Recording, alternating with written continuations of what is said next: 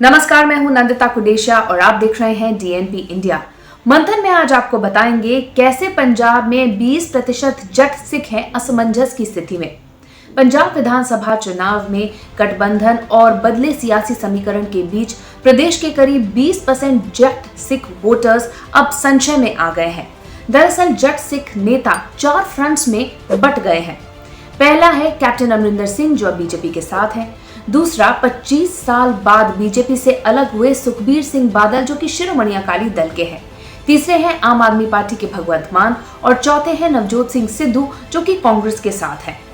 पंजाब में कुल 117 विधानसभा सीटें हैं। इनमें से 78 पर सिखों का प्रभाव है। इनमें से 44 पर जट सिख और 34 पर एससी सिखों का प्रभाव है। तो 20% जट सिख वोटर्स ऐसे हैं जो अब समझ नहीं पा रहे हैं कि उन्हें क्या करना है और वो 4 फ्रंट्स की राजनीति में बट गए हैं। इधर किसानों की पार्टी के चुनाव में उतरने से भी जट सिख वोटर्स अब बट गए हैं। इसकी वजह यह है कि किसान आंदोलन के दौरान कई जट सिख यूनियंस ने इनको समर्थन दिया था।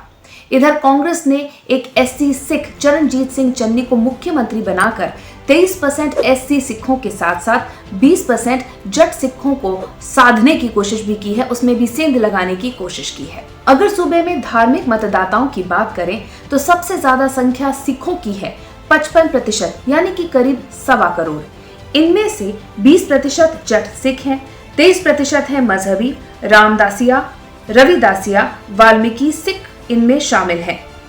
22% अरोड़ा, खत्री समेत अन्य भी हैं।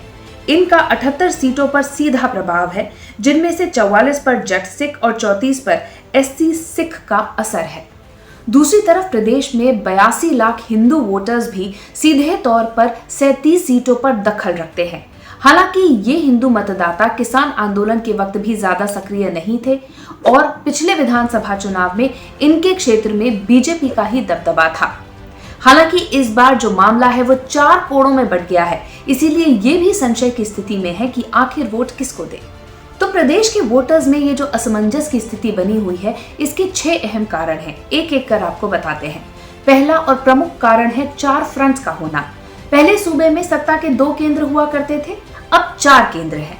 सिद्धू अगर मैदान में है तो कैप्टन अमरिंदर सिंह भी है, भगवंत मान है तो वहां पर सुखबीर बादल भी मैदान में एक चुनौती पेश करने के लिए मौजूद है। इस असमंजस का दूसरा अहम कारण है गठबंधन। 22 साल बाद शिरोमणि अकाली दल और भाजपा का गठबंधन टूट गया है। 25 साल बाद शिरोमणि अकाली दल ने बसपा के साथ हाथ मिलाया और गठबंधन कर लिया है। वहीं बीजेपी अब कैप्टन अमरिंदर सिंह की पार्टी पीएलसी के साथ चुनाव लड़ रही है। तीसरा अहम कारण है चन्नी। चरणजीत सिंह चन्नी मुख्यमंत्री बनने के बाद एक बड़ा चेहरा बन गए हैं प्रदेश में। माना जा रहा है कि जट सिखों के बीच पिछले 4 महीने में उन्होंने अपनी काफी पैठ जमा ली है।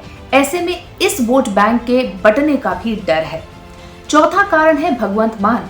आम आदमी पार्टी के मुख्यमंत्री पद का चेहरा भगवंत मान भी जट सिख ही है।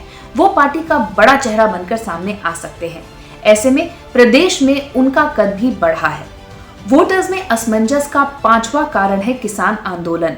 लगातार 1 साल तक किसान आंदोलन जो करते रहे थे, उन किसानों ने अब संयुक्त समाज मोर्चा के नाम से पार्टी बनाई है और चुनावी मैदान में कूद पड़े हैं। इन लोगों का ग्रामीण क्षेत्रों में अच्छा दबदबा है, इनकी अच्छी पकड़ है। और असमंजस का आखिरी कारण है बेअदबी। बेअदबी मामला भी प्रदेश में काफी तूल पकड़ा हुआ है। पिछले 10 सालों में 2 सरकारें आ चुकी हैं, लेकिन धर्म और प्रतिष्ठा से जुड़े इस मामले का हल अब तक नहीं निकला है। प्रदेश के जाट सिखों को इस बार हरित क्रांति का भी बहुत फायदा मिला है। पंजाब के धार्मिक, आर्थिक और सामाजिक मामलों में इस समुदाय का काफी दबदबा रहता है। साल 1966 में पंजाब के पुनर्गठन के बाद से ही जाट सिख समुदाय हर क्षेत्र में सबसे आगे रहा है।